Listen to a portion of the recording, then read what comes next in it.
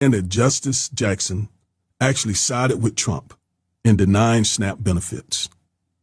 That claim is utterly false. And here's what really happened. So the federal government shut down October 1st, 2025, right? And that was because Congress failed to pass a new budget. So the USDA said it had no legal funding for November's SNAP payments.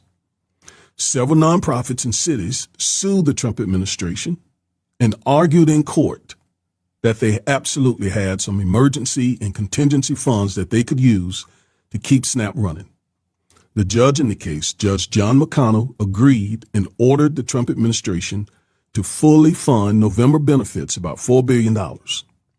So the Trump administration asked the judge to pause or place his order on hold.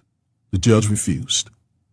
Then the Trump administration appealed to the First Circuit Court of Appeals and also asked that court for an immediate administrative stay, which means they were asking the appeals court to put the lower court's order on hold temporarily.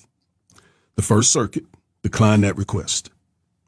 But it did say, we will rule on this regular request for a stay expeditiously. Now, the Trump administration, with the deadline only hours away, went to SCOTUS and basically asked SCOTUS for the administrative stay so the First Circuit could finish its review. Now, Justice Jackson, she handles emergency matters from the First Circuit, and she granted Trump's temporary stay. All right. And that is standard judicial procedure. That doesn't mean that she agrees with Trump's stance on SNAP. So Justice Jackson was merely following protocol. She made a procedural call, not on the merits and not based on politics. Her order will end 48 hours after the First Circuit issues its ruling. That could be today, that could be tomorrow, that could be Monday, but it is coming really soon. They promised it. So she didn't cancel SNAP. She didn't side with Trump.